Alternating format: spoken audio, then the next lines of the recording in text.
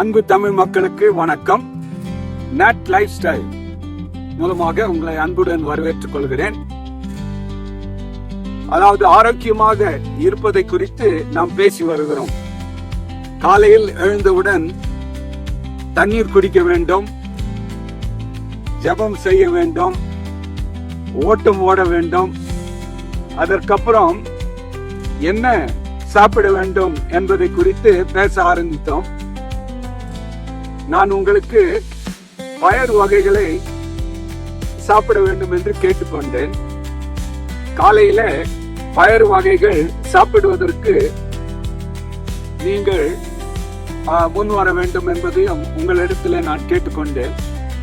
இன்னொரு காரியத்தை சொல்ல ஆசைப்படுகிறேன். அதாவது அநேகருக்கு பழங்கள் சாப்பிடுவதற்கு ஆசை.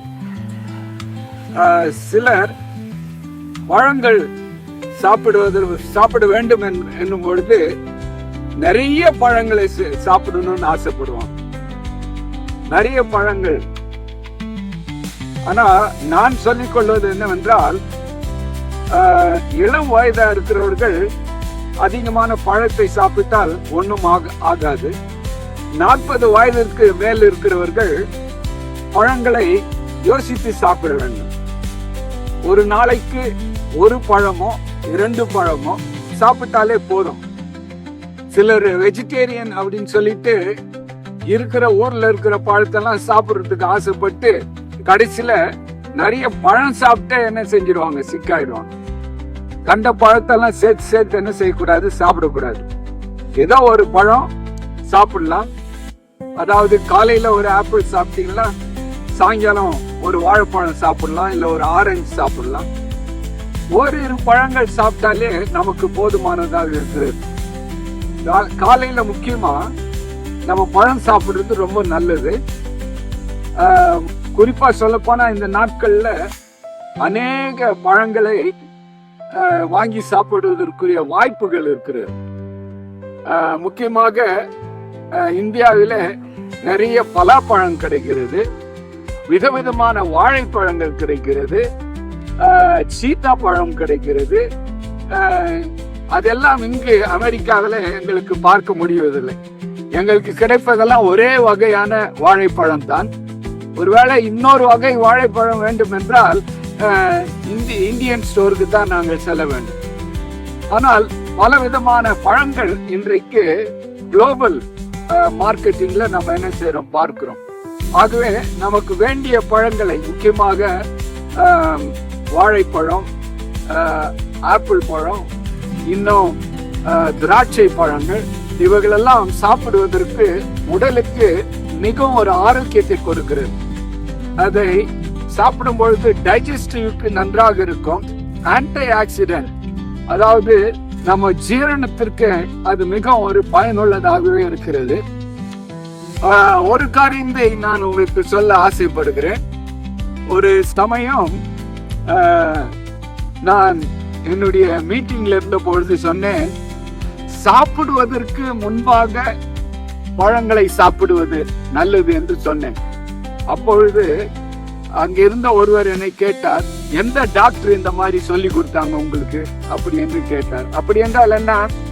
டாக்டர் சொன்னா தான் கேட்கணும், டாக்டர் சொல்லலன்னா என்ன செய்ய முடியாது, கேட்க முடியாது. இந்த நிலைக்கு இன்றைக்கு உலகத்துல என்ன செஞ்சிட்டு இருக்க, வாழ்க்கை போயிட்டு இருக்கு. ஆனால் கடவுள் இயற்கையாகவே பழங்கள், தானிய வகைகள், பயறு வகைகள், இவைகள் எல்லாவற்றையும் நமக்கு என்ன செய்திருக்கிறார், கொடுத்திருக்கிறார். நாம் சிறு வயதுல நம்முடைய பெற்றோர்கள் நமக்கு கொடுத்த பழங்கள் எல்லாம் சாப்பிடும் பொழுது டாக்டர் சொன்னாரான்ட்டு நம்ம என்ன செஞ்சதில்லை, கேட்டதில்லை. எதெல்லாம் கிடைச்சதோ அதெல்லாம் சாப்பிட்டு என்ன செஞ்சிருக்கிறோம், சுகமா வாழ்ந்து இருக்கிறோம். ஆகவே டாக்டர் சொன்னாரானா டாக்டர் சொல்லுவாரு, இல்லன்னு நான் சொல்லல. சில நேரத்துல உங்களுக்கு வியாதி இருக்குமானா டாக்டர் என்ன சொல்றாரோ அதை கேட்டுக்கொள்வது நல்லது.